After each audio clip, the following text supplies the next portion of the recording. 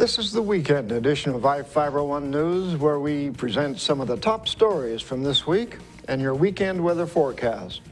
I'm Alan Troop. Stay tuned for the weekend edition of iFIBER One News. From the iFIBER One HD studio here in the heart of the Columbia Basin, this is iFIBER One News, your number one source for local news, sports headlines, and our very own Weather Center forecast covering the entire Columbia Basin. This is iFIBER One News, and it starts now.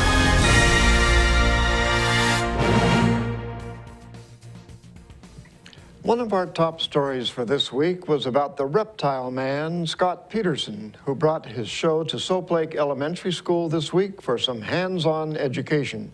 Reporter Jeff Chu has the story.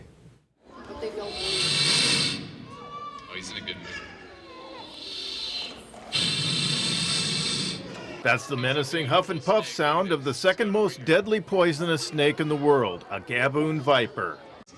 2-inch fangs, biggest teeth of any snake.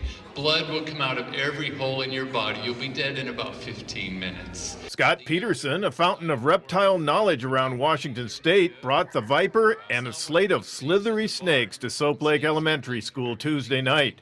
Peterson is the founder and owner of his family's reptile zoo in Monroe on State Route 2 in western Washington. It is billed as one of the most comprehensive collection of reptiles on the West Coast, with about 150 animals on display.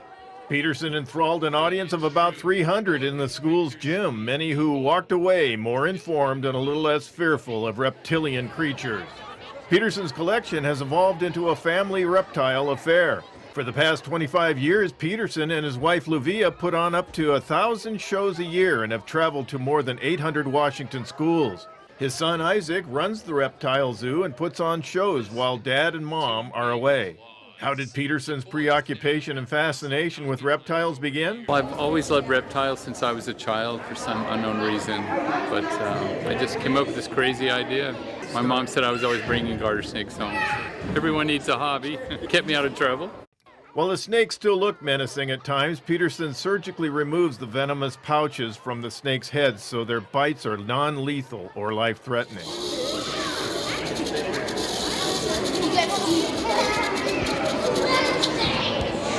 That's why he has been bitten but never stricken with a snake's poisonous venom.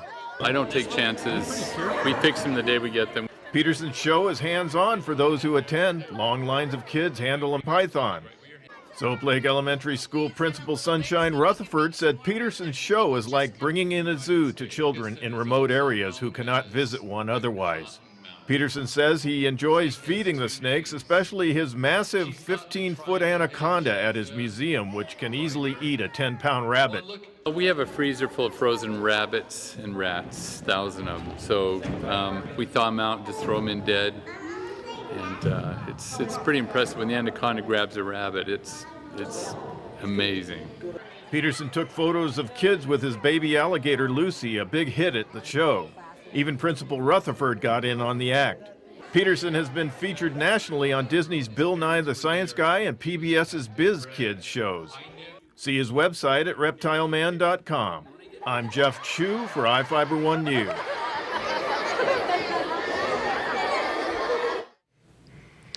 In Ephrata, elementary school students had a chance to show off their science projects at a science fair at Parkway Elementary. Reporter Devin Higgins has the details. Tell me a little bit about your project. What did you do? Well, my project is all about how to make dull, dirty pennies look as bright as new. And so what I'm trying to do in this experiment is, well, if I take a penny, I'm going to see which one works the best to make it illustrated. And I have my results right over here about seeing which one works the best, and it actually says that the lemon plus salt does the best. Ephrata's Parkway Elementary School played host to its first science fair on Thursday. 5th and 6th graders from Parkway and Grant came together to show a wide variety of projects and experiments covering biology, chemistry, and physics. People from the Grant County science community served as advisors and reviewed each student's project. Parkway science teacher Joelle Malone said the idea was to find something that got students and community members more involved in science. Well, we've always done a science night, and we usually try to find activities, and we've had really low turnouts for that, so we were trying to think, how can we make this a little bit different, maybe a little less work for us with a little more turnout for it.